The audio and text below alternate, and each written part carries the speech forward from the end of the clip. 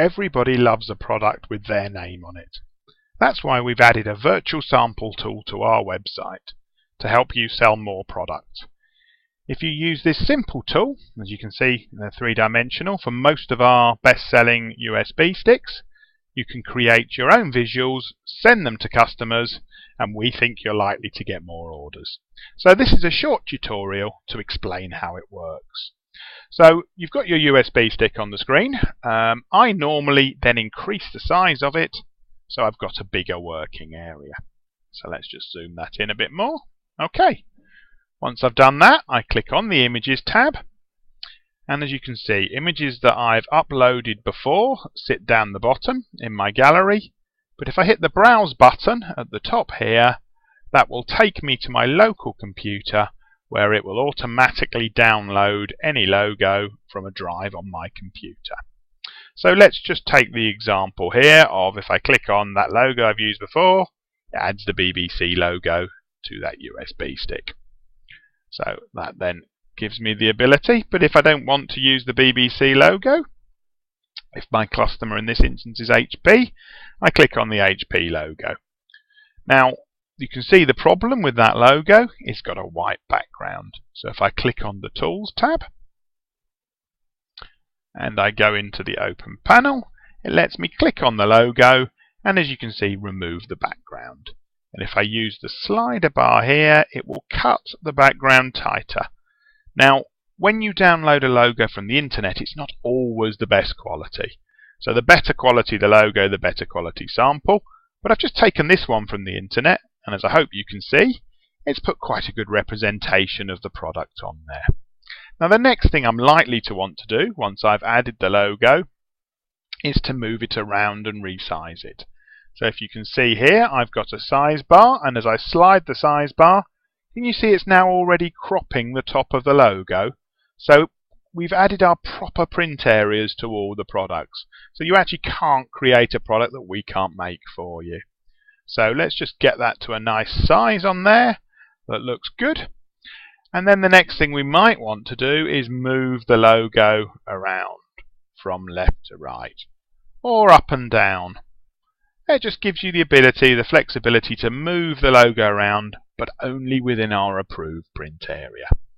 You've also got the tool on there if you wish. It wouldn't be appropriate in this state, but to rotate your logo so you can move it to other positions. So let's just hit reset and it takes it back to the beginning.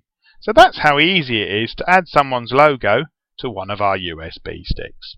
Now the other thing you might want to do, in this particular case, we've got a range of colours. So HP's logo is blue, so it might be more appropriate if the body of the USB stick was turned blue.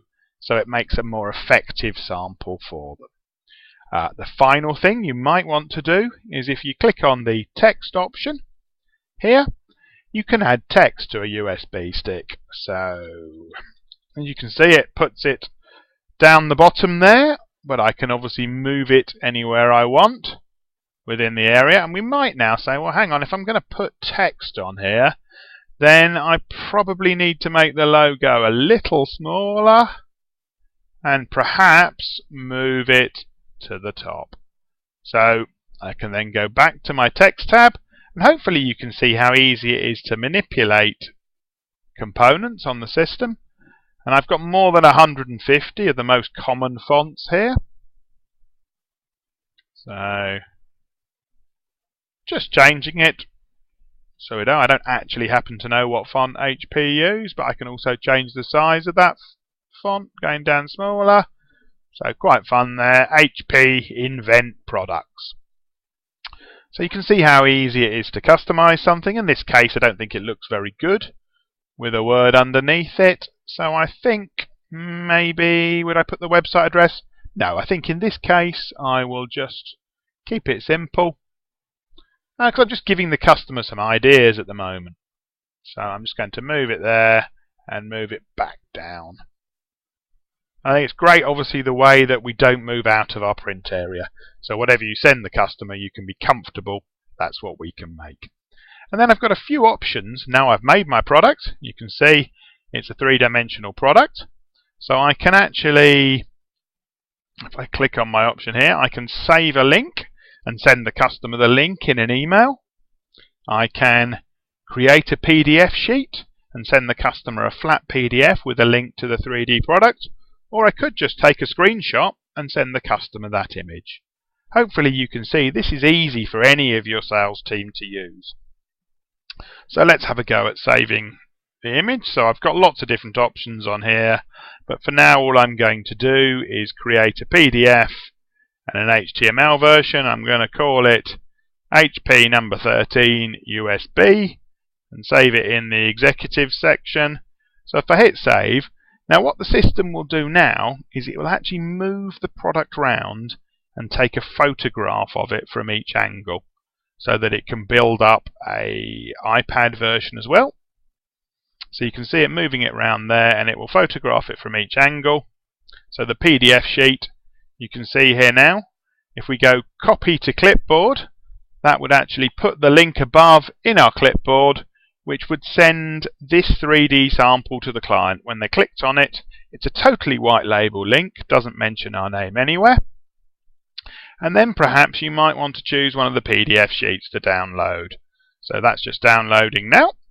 And again, you can have these branded with your own, but they're fairly white label. So that. And you can see here it's got the front and the back of the USB stick with the branding and the ability to click there to actually upload the interactive 3D model. So hopefully you can see that's a very useful tool for you to use for helping you get orders, and it's available on all our main selling products on the website. Thanks for your time.